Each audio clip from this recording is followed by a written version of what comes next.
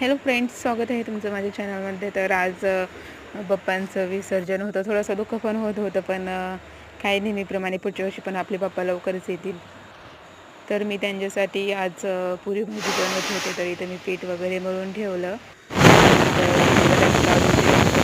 वाटाणे पण टाकलेले होते. मग लगेच इथं मी पुरीची तयारी करून घेतली.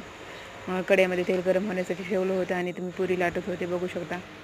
मस्त अशा पुऱ्या मी बनवत होते. तर मग इथं पुऱ्या बनवल्याच्या नंतर मला गणपती बाप्पाची आरती पण करायची होती. आरतीची पण तयारी करायची होती, विसर्जन पण करायचं होतं.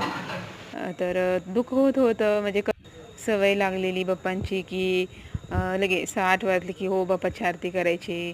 तर काय आपले बाप्पा पण जाऊ द्या, पुढल्या वर्षी पण लवकर येतील, आपण प्रार्थना करू बाप्पांना. तर मी इथे लगेच पुरी झाली होती माझी, मग लगेच मी भाजीची तयारी करून घेतली. स्वयंपाक वगैरे आवरून पण बाप्पांची आरती करायची होती, विसर्जन करायचं होतं मला. त्याच्यामुळे मी लवकर इथं आवरल्या बाप्पांसाठी. ताट पण इथे मी रेडी करून घेतलं, बघू शकता.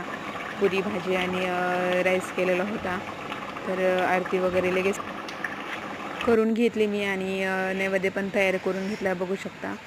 तर विसर्जन लगेच करायचं होतं आम्हाला. तर चला भेटूया अशी नवीन